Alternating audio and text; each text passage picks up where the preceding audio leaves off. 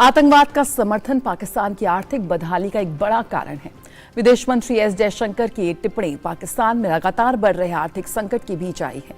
उन्होंने पाकिस्तान के संदर्भ में कहा कि कोई भी देश अपनी समस्याओं से तब तक बाहर नहीं आ सकता जब तक उसका मुख्य मकसद सिर्फ आतंकवाद है। विदेश मंत्रालय द्वारा आयोजित एशिया आर्थिक संवाद में उन्होंने कहा कि अगर उन्हें अपने किसी बड़े फैसले को देखना है तो वो पहले ये देखेंगे कि जनता की भावना क्या है।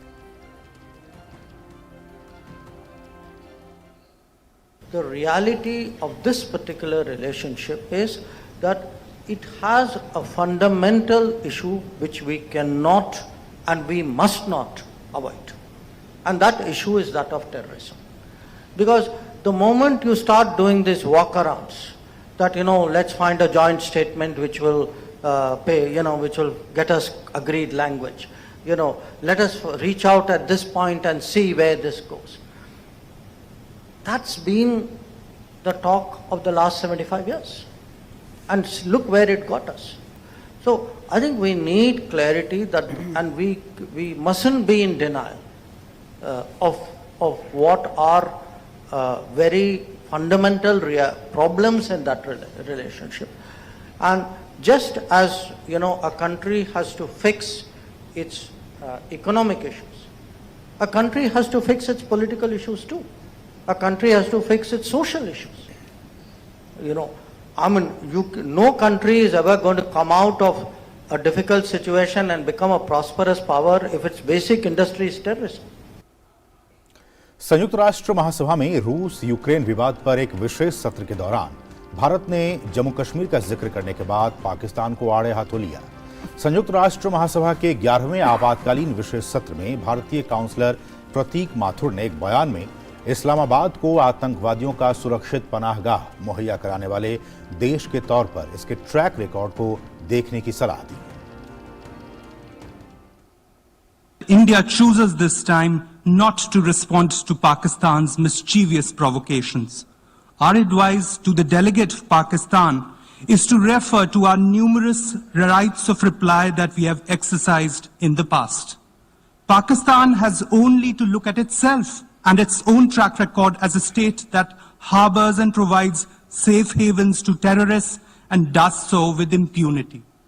Such uncalled for provocation is particularly regrettable and certainly misplaced at a time when, after 2 days of intense discussions, we have all agreed that the path of peace can be the only path forward to resolve conflict and discord. और आइए दुनिया भर की अन्य खबरों को समेटे पेश करते हैं दुनिया एट 360। रूस यूक्रेन के बीच जारी युद्ध को आज 1 साल पूरे हो गए हैं। पिछले साल 24 फरवरी को ही इस जंग की शुरुआत हुई थी। 23 फरवरी तक यूक्रेन के लगभग सभी इलाकों पर वहां की सरकार का नियंत्रण था, लेकिन 1 साल में रोज की जंग ने दोनों देशों के हालात काफी खराब कर दिए हैं।